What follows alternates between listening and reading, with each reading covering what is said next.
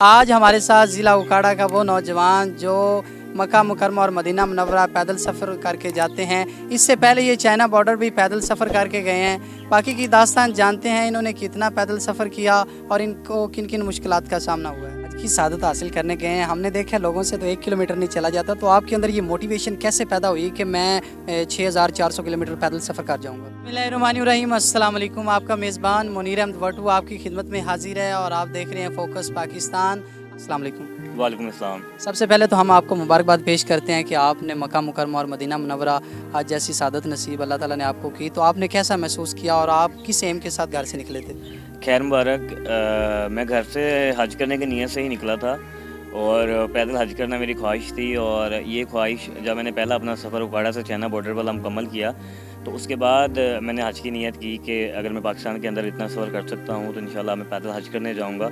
वैसे भी मुसलमान होने के नाते हर मुसलमान एक मरतबा तो लाजमी चाहता है कि वो मक्का मुकरमा मदीना मुनव्वरा जाए, और मैं इससे पहले गया भी नहीं हुआ था। फिर बस मुझे था कि मैं पैदल जाऊँ, क्योंकि पैदल चलते हुए रास्ते में आप बहुत सारी चीज़ें देखते हैं, आपको रब की मुख्तलिफ मखलूक देखने का मौका मिलता है, रब की मुख्तलिफ चीज़ें बनाई हुई देखने का मौका मिलता है।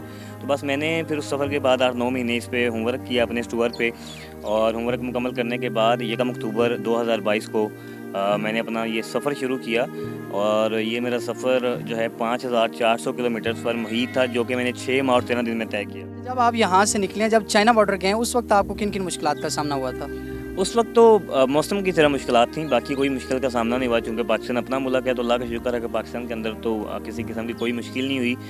बस चूँकि तब गर्मी काफ़ी थी तो गर्मी में ज़रा चलना मुश्किल होता है, लेकिन अल्लाह का शुक्र है कि उस वक्त भी अल्लाह ने अपना बड़ा करम किया, लोगों ने बड़ा सपोर्ट किया। वो भी सफ़र मैंने बड़ा सुकून के साथ, बड़े आराम के साथ जो है वो पूरा कर लिया था।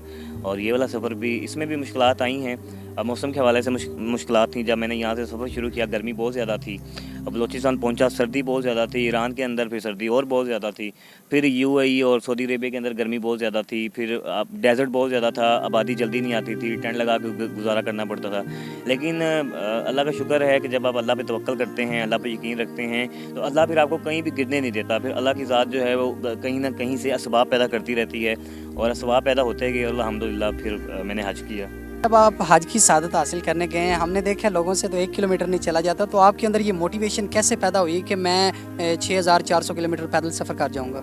सर, इसमें 2 चीज़ें, एक तो ये है कि मुझे पैदल चलने का शौक़ है। दूसरी बात ये है कि मंज़िल ऐसी थी कि बस मुझे था कि मैंने जाना ही जाना है। पैदल चलने के वाले से मुझे कोई मसला नहीं था। ये है कि थकावट तो हो जाती है, चाहे आप कितना भी पैदल चलने वाले इंसान हो, लेकिन जब आपने इतना मुसलसल चलना है तो फिर पाँव में छाले भी पड़ जाते हैं, पाँव में छाले भी पड़े, थकावट भी हो जाती थी। लेकिन ये है कि वो शुरू वाले दिनों में ज़्यादा होता है।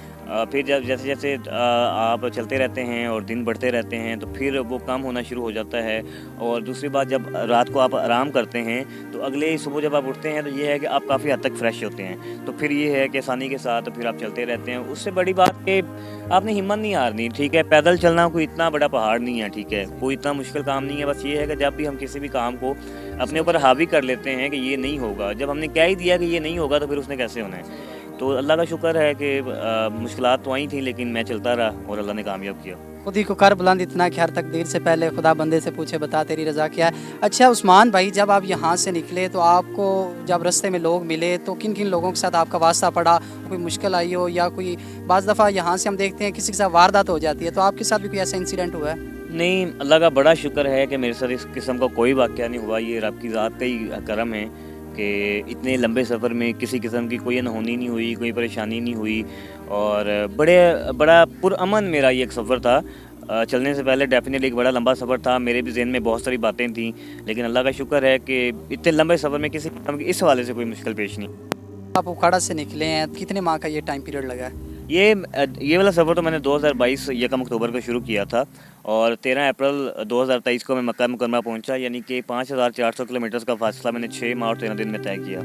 आपकी सोशल मीडिया पे एक वीडियो भी आई थी कि आपको पासपोर्ट का कोई वीज़े का इशू आया, तो उसके हवाले से क्या मसाइल का सामना हुआ? वो पहले तो इराक के वीज़े का इशू था, चूँकि इराक सिंगल बंदे को वीज़ा नहीं देता। पहले रूट मेरा और था, ईरान से इराक, इराक से कुवैत, कुवैत से सऊदी अरेबिया था। लेकिन वो बड़ी कोशिश के बाद भी जब इराक का वीज़ा नहीं मिला तो फिर मैंने रूट तब्दील कर दिया और ईरान से यूएई चला गया। अभी सऊदी अरेबिया में जाके ज़रा हज के वीज़ा का इशू था, लेकिन अल्हम्दुलिल्लाह बाद में फिर वो भी सॉर्ट आउट हो गया। अच्छा, अभी भी किसी और जगह पे जाना चाहते हैं? पैदल तो नहीं, लेकिन वैसे ट्रैवलिंग जारी रहेगी इंशाल्लाह। अच्छा, जो ज़्यादातर मोस्टली आपसे आपको देख हासिल कर रहे हैं और वो कहते हैं कि हमें भी हज की सादत हासिल करनी चाहिए, या किसी और जगह पे जाना चाहते हैं तो उनको आप क्या पैगाम देंगे? सर सबसे पहली बात तो ये है कि आप पैदल चल सकते होंगे, क्योंकि पैदल चल सकते होंगे तो ही आप जाएंगे।